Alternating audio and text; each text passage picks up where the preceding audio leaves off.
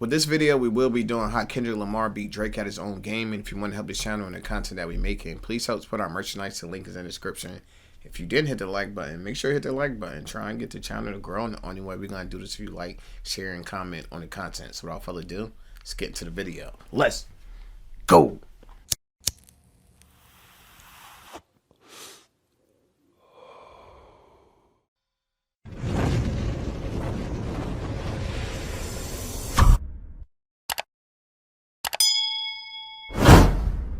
Chi, get the yayo. Get the yayo. What the fuck the big three? Nigga, it's just big me. Nigga, bang. And that right there is the straw that broke the camel's back. Facts. Kendrick Lamar and Drake's very hateful beef is gonna end up as being one of the most iconic moments in the history of hip-hop. And I don't think that's a bold claim either. Two of the biggest pound-for-pound artists going at each other, I think it deserves that title. And with the release of both Kendrick's Not Like Us and Drake's The Heart Part 6, we seem to be close to the tail end of this part of their story. If not, then we already are. But how did we get here? How do we get to a point in which it's seemingly so obvious who came out this as the winner? Well, if it wasn't obvious... I think to some people was obvious who won, and some people was just like delusional about the situation. You know what I'm saying? It's not obvious for everyone out here. We could just tell from comments and stuff that people said to us personally. Yeah, and it's crazy because to me it's obvious, but yeah, I've literally seen what you speak of. That's where we definitely understand the word stands a little bit more now. Yeah, it's vivid now. Facts. It's seemingly so obvious who came out this as the winner. Well, if it wasn't obvious enough, it all starts with Drake. Yeah. Drake and Kendrick's beef with each other spans a decade's worth of songs and subliminals. From Kendrick's iconic Control verse. But this is hip hop. We had to wait 10 years to finally get it popping. Like I said, that's like the Floyd Mayweather Pacquiao fight. It took like 10 years. It was a build-up. So like 10 years too. It's worth of songs and subliminals.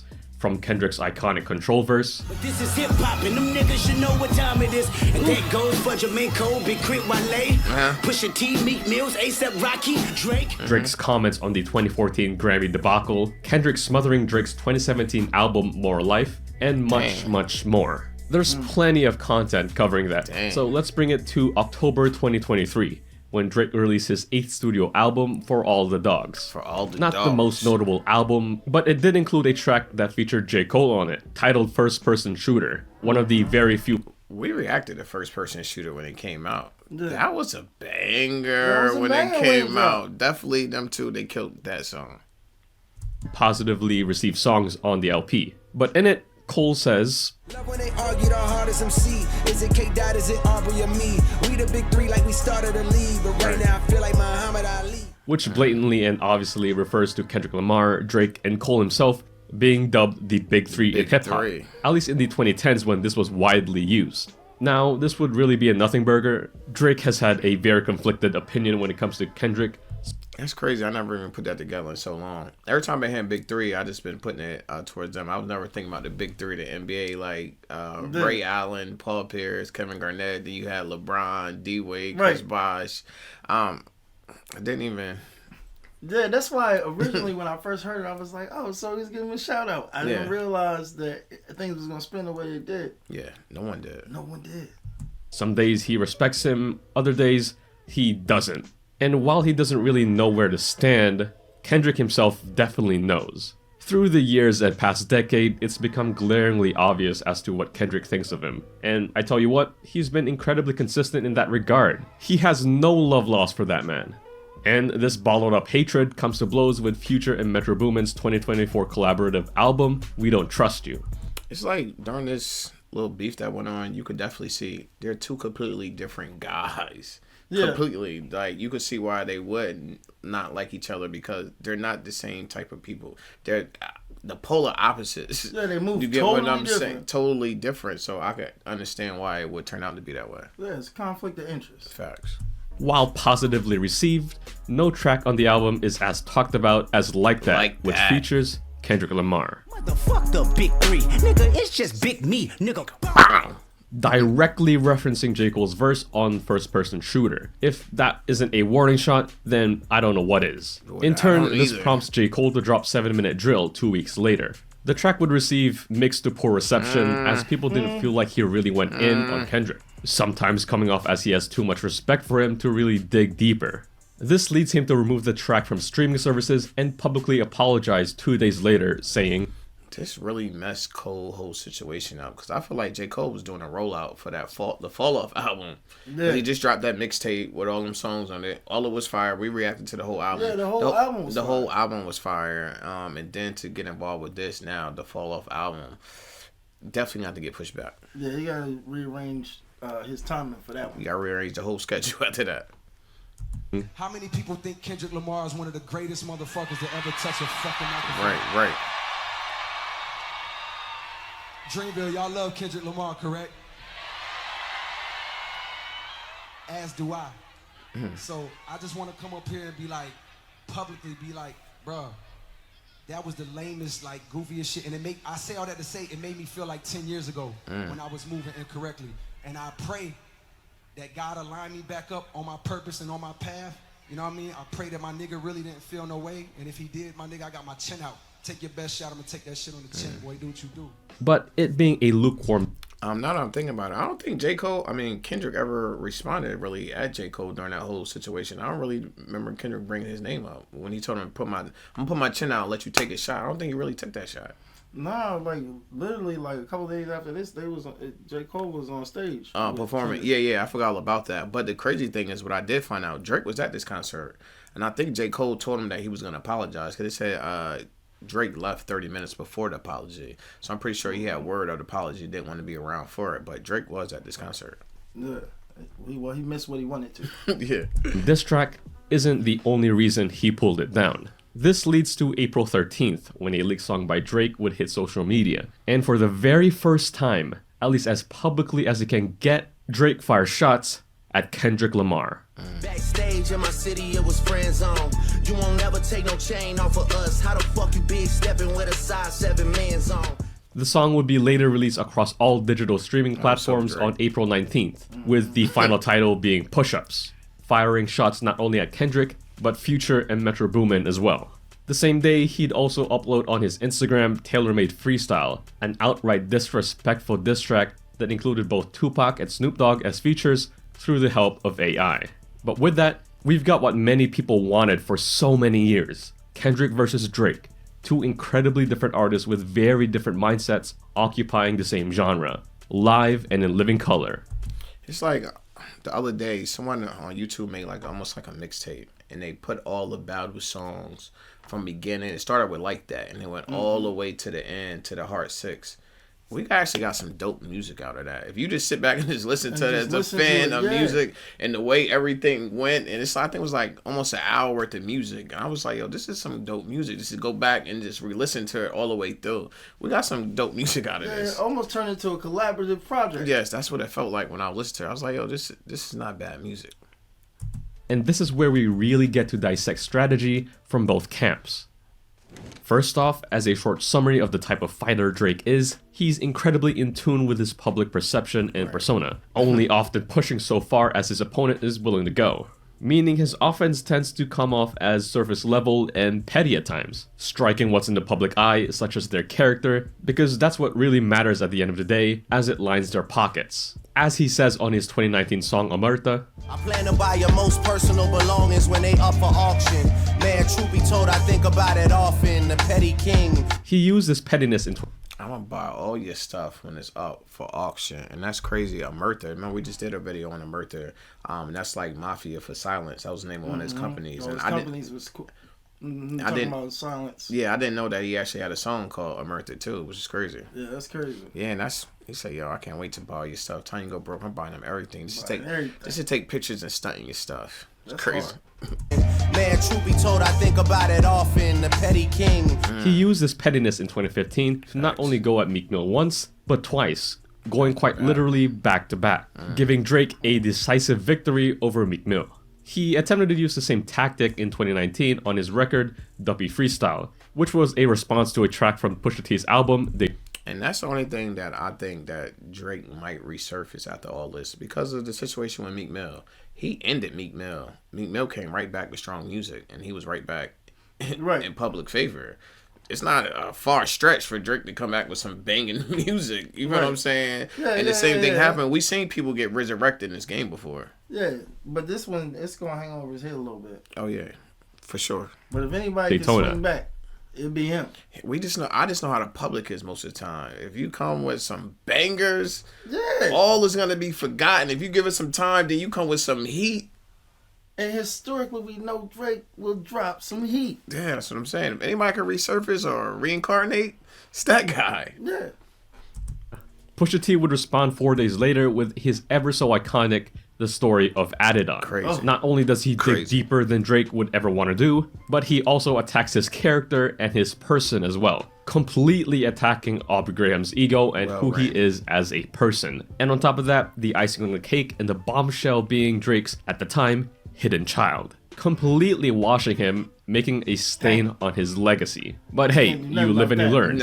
And learning is the most crucial. I bet every time he sees that picture resurface, he's like, what the was I thinking? You know what I'm saying? Like you at have what to. Point in my mind did this make sense? Yeah, I mean, when you young and broke and someone's gonna give you some money to do something, it makes sense. Because the day he gets into another dispute, especially with someone who has a lot more star power, he's gonna get armed and ready. Right? Right? Euphoria. On April 30th, Kendrick Lamar would drop his response track, Foria. The single starts off with his prediction on Drake's part and game plan and all this. Later in the track, he absolutely goes at Drake's neck and Aubrey Graham, the person, bringing up culture vulture discourse, as well as critiquing his lifestyle and him as a father figure, ending it on a very crucial warning shot. It's almost he took like what Pusha T did and expanded on it. Like, it sounded like when he was breaking out of Pusha T, he was like taking shots at his character, the child. It sounded like Kendrick rebottled that and did it 2.0. Yeah, and just took it to all the way level. there. Yeah, facts. As a father figure, ending it on a very crucial warning shot. Fuck you niggas and fuck the industry too. If you take it there, I'm taking it further. That's something you don't want to do. He wasn't lying. If you take it there, he told him, I'm taking it further. And he took it further. Definitely did. And he wasn't even done taking it further. They had to call it quits. Like, yo, that's enough. They had to call him off. There's no good coming out of this. Yeah, it's a wrap. A properly constructed track that peels the layers back on Drake, but nothing too major that he'd walk away from looking very differently. The track was incredibly well received, a sentiment that's shared with Drake's Pushups, making it, at this point at least, a very fair fight.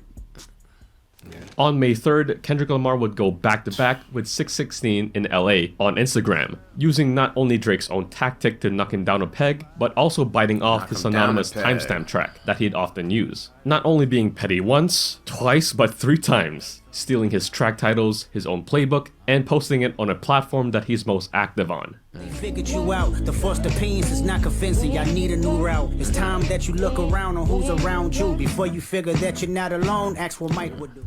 And that Al Green sample was crazy. The Al Green sample was like, who would ever think in He smacked him like an OG. Who would think in a rap battle someone would use an Al Green sample in a rap battle? He almost changed the rules of what rap battle is now. Yeah, it's artistry. Yeah, definitely. He sat him down on the bench in the park and said, listen to OG real quick. Right, real quick. I got something to tell you. That part.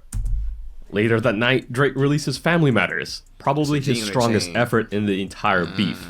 The track not only reveals scathing information regarding Kendrick and his family, All that puppy love was over in y'all late teens. Why you never hold your son and tell him say cheese? We could have left the kids out of this, don't blame me. But it also shoots on Metro Boomin, The Weeknd, Rick Ross, A$AP Rocky, and Dave Free, who Drake would accuse as being the real father to Kendrick's children. I heard that one of them little kids might be Dave Free. A track that I like how Kendrick flipped that, because he did the day free, then he took that and put it probably A minor, like did the same thing, stressing it out, which was crazy. If directed at anyone else, could be a career ender that no one can really come back from. No fucking way. No way. That's gonna be a classic moment. That moment right there. The no way. No way. No Not way. even an hour later, Kendrick would release Meet the Look at his face. Like, no fucking way. Like, there's no way you could have put out a product right now. He's not even pretending. He's like big mad. Like, you messed up my whole night. I thought I was being here smoking cigars, popping champagne, eating caviar, talking about this, and it's like, nah. Talking about how this just ended you. Yeah. And wait a minute, I don't even get to process it. You already dropped. Yeah, he said, yo, you can see, look at his face like, no way. He's like, yo, you know how much prepping time I put into getting all this stuff that I was about to talk about, and I can't talk about none of it. None of it. Facts. Crazy. No way. No Not way. Even an hour later. No way. Look at his face. Meet the Grams. It was hot. Scathing is it was hot for real. It was like, you gotta be kidding me. This is drop. Hour later, Kendrick would hilarious. Release Meet the Grams. No way. Scathing isn't a word to describe it. Despicable and downright heinous would be more applicable. Attacking Drake by proxy through his entire family. Further attacking Drake and who he really is, what he stands for, and the people he surrounds himself with. The final verse is to Aubrey himself, not only further twisting the knife, but completely taking him down, and might I add, very aggressively. That mask off. I wanna see what's under them achievements. Why believe you? You never gave us nothing to believe in. Cause you lied about religious views. You lied about your surgery. You lied about your accent and your past tense. All is perjury. You lied about your ghost. Yo, all that's perjury. And I like that bar when he said, like, we know you got a lot of compliments and achievements. But what's underneath all of that? You know what I'm saying? If we take that away, then what is left? And that's what we're going to talk about. Yeah, I like that. Surgery. You lied about your accent and your past tense. All is perjury. You lied about your ghost riders. You lied about your crew members. They all pussy. You lied on them. I know they all got you in them. You lied about your son. You lied about your daughter, huh? You lied about them other kids that's out there hoping that you come. You lied about the only artist that can offer you some help. Fuck a rap battle. This a long life battle with yourself. If it wasn't apparent already, this was the kill shot. Especially when you consider this really took the wind out of Family Matters, and the allegations brought up there, which was Kendrick's smartest move throughout this entire back and forth. You could clearly see, while they occupy the same space, they are at two entirely different lanes. While Drake was able to dig further, he came at it this entire time with a lot of pettiness, not really taking it as serious as he should have. While Kendrick, who had his petty moments as well, had an incredibly different strategy and energy. He wasn't... I think that's a good way to break it down, and I never thought about that. Drake was just kind of playing around with it on his side, and Kendrick was dead ass serious on his side. On everything. It was a big difference the way it was being approached. Like, you know what I'm saying? It's almost like it feel like to me like Drake slept on Kendrick. You know what I'm saying? He wasn't taking it serious. He just playing. Like, he had no idea that it was going to be this level of attack. Intensity. Yeah. Facts. Not holding back at all. At all.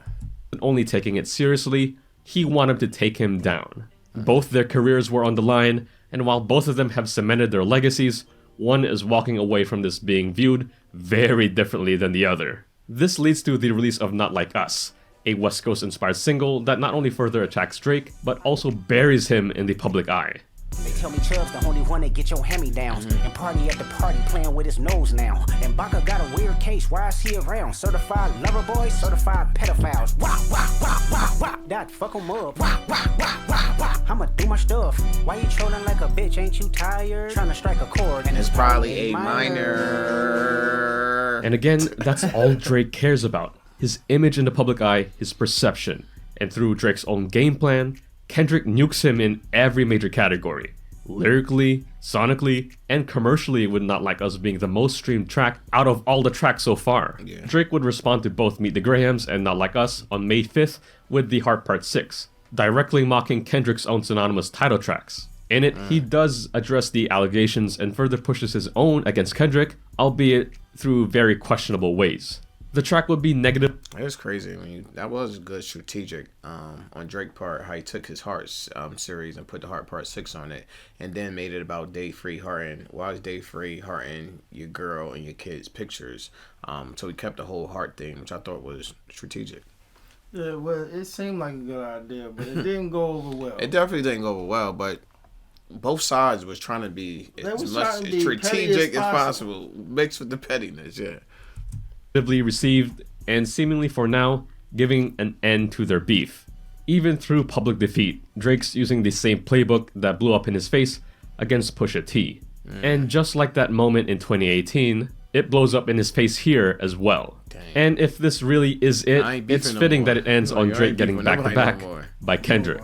Not only ending the beef, but potentially ending Drake, his brand, his image, and his career forever.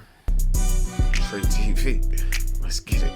It's Lamar Wilson here representing Ghetto Action News Network _ all lower cases. No spaces. You can find us on Facebook. Just follow the page, share something, leave some comments, and come back. I'm going to get right into this. Let's get it. This was hella interesting. Yeah. Just the idea, the title, Kendrick beats Drake at his own game. I thought that was very clever. Yeah. But when you just look at how this all unfolded, I mean, it just looked like Drake stepped into a battle he was not ready for. A landmine field. Yeah, like he had no idea it was going to play out like this, I'm sure. In his mind, he probably thought the total opposite. He thought it would be an easy walk through. Yeah, I don't know what he was thinking about. But like you said, we got hella good music in the midst of all this. Yeah, definitely. And it's crazy because there's such a timeline. It damn near seemed like we got a compilation album. Yeah. But I think a tone was definitely set for the diss standards now. Right. You know what I mean? It's just something of its own. Up to Annie. Yeah, something of its own. Like, we ain't never seen nothing like this. I thought it was dope. What you think? Yeah, I think like you think we never seen nothing like this. Probably never see it again. In our lifetime, they just took it there, and I liked definitely how this video broke down everything, timestamped everything, how people was feeling when it dropped, how fast Kendrick Lamar dropped after that, which is crazy. I think it was real strategic, and I can see why he named it when he named it. That Kendrick Lamar beat him at his own game, because all the stuff that we held Drake high for doing in battles, like you're the most strategic, you're the most wittiest, everything start out, you always look like you a step ahead of all your opponents. Yeah, but it's right here always seemed like you was a step behind. We was never used to seeing him like that. So he took everything that he took all Drake superpowers and he made it his superpowers, and we never seen it done before to Drake. That's why it stood out so much, and that's why people are looking at him in regards that they're looking at him now, because what he did and also who he did it to. He didn't just do it to a regular rapper. He did it to one of the best rappers in the history, one away from Michael Jackson. He's a different type of guy, and that's who he did it to, and he made it look easy, like he wasn't even trying, and that's what it makes it. It's a problem. Yeah, he's definitely a problem. Can't wait to see what else come out of the situation, but until then, it's your boy Trey TV, and I'm out.